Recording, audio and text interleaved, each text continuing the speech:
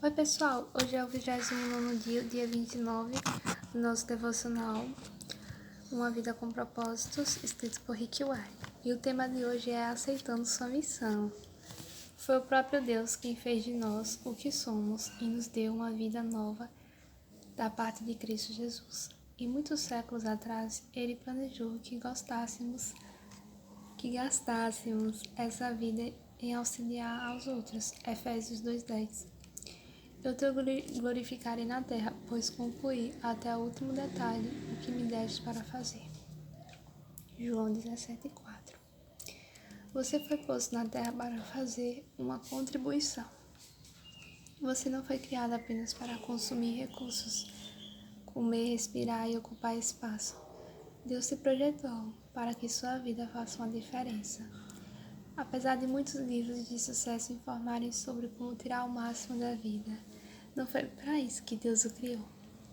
Você foi criado para acrescentar a vida da terra, não apenas para extrair.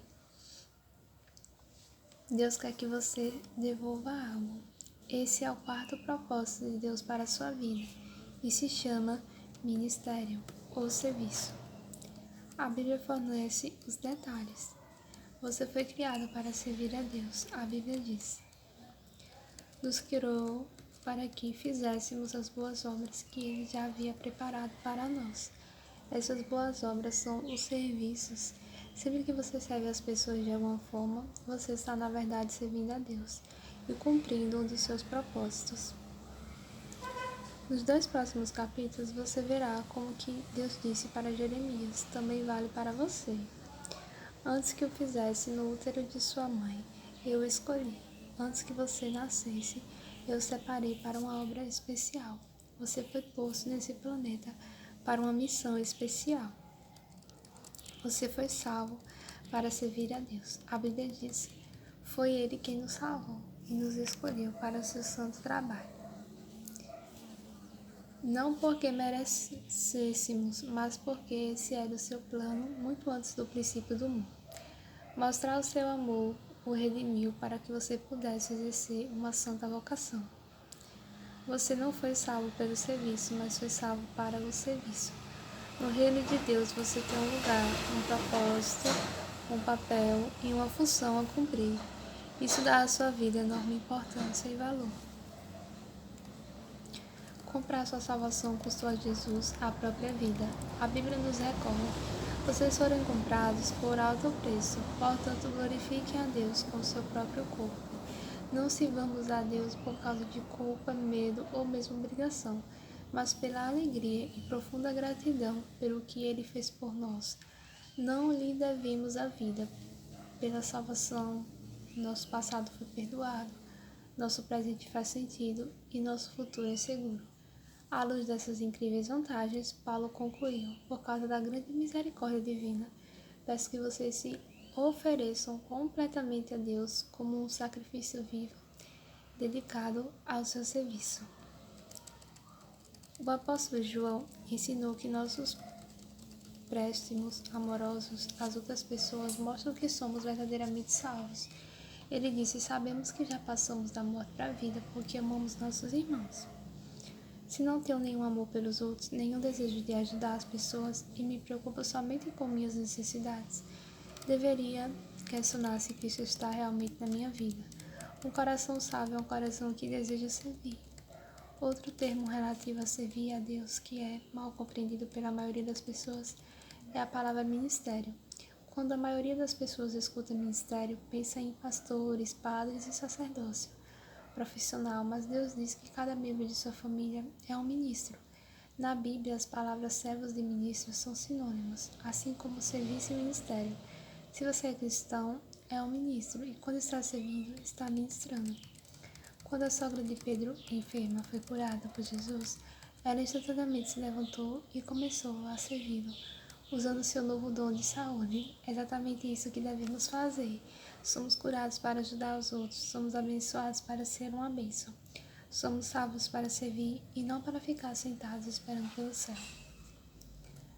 Você nunca se perguntou por que Deus não nos leva para o céu imediatamente após aceitarmos sua graça? porque Ele nos deixa em um mundo decadente. Ele nos deixa aqui para cumprir seus propósitos. Uma vez que você esteja salvo, Deus pretende usá-lo para seus objetivos. Deus tem para você um ministério em sua igreja e uma missão no mundo.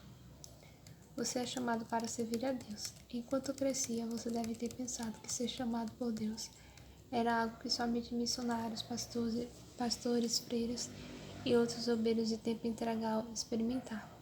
Mas a Bíblia diz que todo cristão é chamado para servir. Seu chamado para ser servo inclui o chamado para servir. Ambos são o mesmo chamado, independente de seu emprego ou carreira. Você é chamado para ser um cristão, servindo em tempo integral. Um cristão não servo é uma antítese.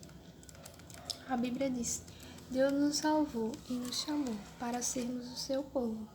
Não foi por causa do que temos feito, mas porque esse era o seu plano e por causa da sua graça. Pedro acrescenta: vocês foram escolhidos para falar sobre as excelentes qualidades de Deus, que o chamou. Sempre que você faz uso das habilidades que Deus lhe concedeu para ajudar os outros, você está cumprindo o seu chamado. A Bíblia diz: vocês agora pertencem a Ele para ter uma vida útil no serviço de Deus. Quando do seu tempo vem sendo utilizado a serviço de Deus?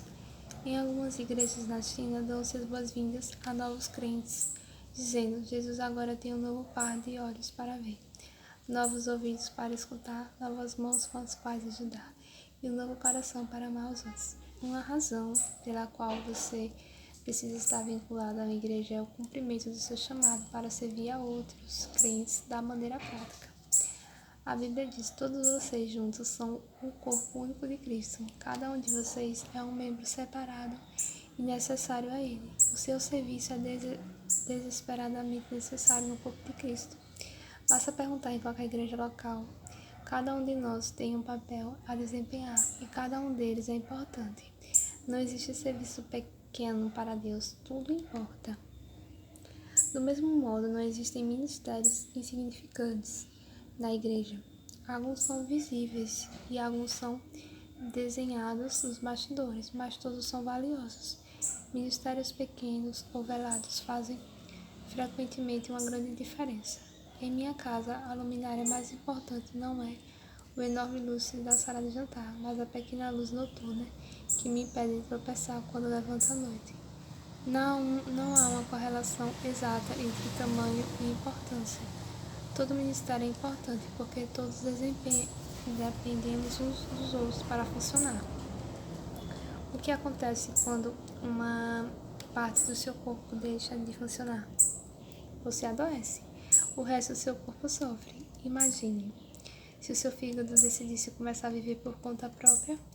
Eu estou cansado, não quero mais servir esse corpo, quero um ano de folga, só me alimentando. Eu tenho de pensar no que é melhor para mim. Deixe que outra parte do corpo assuma. O que aconteceria? O seu corpo iria morrer. Hoje em dia, milhares de igrejas locais estão morrendo por causa de cristãos que não têm vontade de servir. Eles ficam assistindo de lado e o corpo sofre. A ordem é servir a Deus. Jesus foi categórico. A atitude de vocês deve ser igual à minha, porque eu, Messias, não vim para ser servido, mas para servir e dar minha vida por muitos.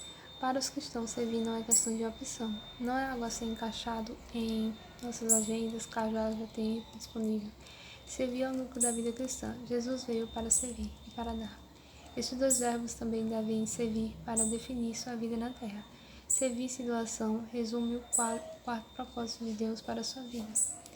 Madre Teresa disse certa vez: viver em santidade consiste em realizar a obra de Deus com um sorriso. Jesus ensinou que a maturidade espiritual nunca é um fim em si mesma. A maturidade é para o ministério. Nós crescemos para nos doar. Seguir aprendendo mais e mais não é suficiente. Precisamos agir de acordo com o que sabemos e pôr em prática o que afirmamos acreditar. Impressão sem expressão causa depressão. Estudar sem trabalhar leva à estagnação espiritual. A antiga comparação entre o mar da Galileia e o mar morto ainda é verdadeira. O mar da Galileia é cheio de vida porque recebe água e também a escoa. No mar morto nada vive, pois ao contrário do primeiro, não há saída de água. A última coisa que muitos crentes precisam hoje em dia é participar de outro estudo bíblico. Eles já sabem muito mais do que põem em prática. O que eles precisam é de experiências em servir, nas quais possam exercitar seus músculos espirituais. Servir é contrário à nossa inclinação natural.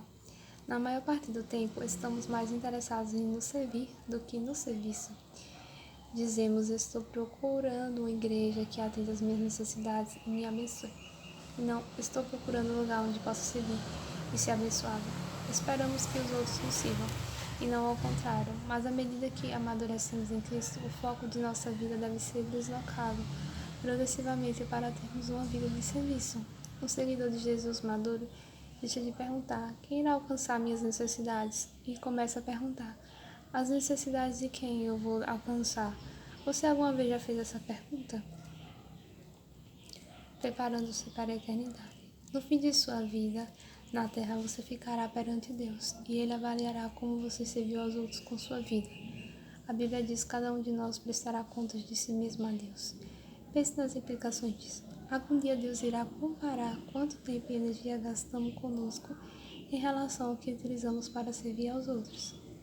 Nesse momento, todas as nossas desculpas para o egoísmo soaram vazias. Eu estava muito ocupado, ou eu tinha meus próprios objetivos, ou eu estava preocupado em trabalhar, em me divertir, ou em preparar minha aposentadoria. A todas as desculpas, Deus responderá: sinto muito, resposta errada. Eu criei, salvei, chamei e ordenei a vocês que tivessem uma vida de serviço aos outros. Qual parte você não entendeu? A Bíblia alerta aos que não creem. Ele derramará a sua ira e o seu castigo sobre os que vivem para si mesmo. Para os cristãos, isso significa a perda das recompensas eternas. Nós só estamos completamente vivos quando ajudamos os outros. Jesus disse: se você insistir em salvar a sua própria vida, você a perderá. Somente aqueles que põem de lado a sua vida por minha causa e por causa da boa nova é que saberão realmente o que significa viver. Essa verdade é tão importante que é repetida 5 vezes nos evangelhos. Se você não está servindo, está apenas desistindo, porque a vida foi feita para o ministério. Deus quer que você aprenda a amar e a servir as pessoas de forma altruísta, serviço e importância. Você dará a vida por algo que será uma carreira, um esporte, um passatempo, fama, riquezas. Nenhuma dessas coisas será importante para sempre. Servir é o caminho para a verdadeira importância. É através do ministério que descobrimos o significado da vida. A Bíblia diz: todos achamos nosso significado em função, como parte de seu corpo. Ao servirmos juntos na família de Deus, nossa vida assume uma importância eterna. Paulo disse: quero que vocês pensem como tudo isso torna vocês mais importantes, não menos, por causa daquilo de que vocês são parte. Deus quer usá-lo para que você faça diferença no mundo dele. Ele quer trabalhar por meio de você. O que importa não é a duração da sua vida, mas a contribuição que ela dá. Não quanto você viveu, mas como você viveu. Se você não está envolvido em algum serviço ou ministério, que desculpa tem usado? Abraão era velho, Jacó era inseguro, Abraão era velho, Jacó inseguro, Lia era sem atrativos. José foi maltratado, Moisés gaguejava, Gideão era pobre, Sansão era o codependente, Raabe era imoral, Davi teve uma amante e todo tipo de problemas familiar. Elias tinha tendências suicidas, Jeremias era depressivo, Jonas era relutante, Noemi era viúva, João Batista era excêntrico, para dizer o mínimo. Pedro era impulsivo e temperamental. Marta se preocupava demais. A mulher samaritana teve vários casamentos fracassados. Zaqueu era indesejado. Tomé tinha dúvidas. Paulo tinha saúde fraca. E Timóteo era tímido. Aí está uma boa variedade de desajustes. Mas Deus usou cada um deles a seu serviço. Ele também usará você, se deixar de dar desculpas. Muito bom. 29º dia foi esse daí, pensando sobre o meu propósito, um tema para reflexão. Servir não é questão de opção. Um versículo para memorizar, porque somos criação de Deus, realizada em Cristo Jesus para fazermos boas obras, as quais Deus preparou antes para nós as praticarmos. Efésios 2:10. Uma pergunta para meditar: o que está me impedindo de aceitar o chamado de Deus para servi-lo? Bom, pessoal, esse foi o nosso devocional, 29º dia 29. Espero que vocês tenham gostado. Fiquem na graça e na paz do nosso Senhor. E até a próxima.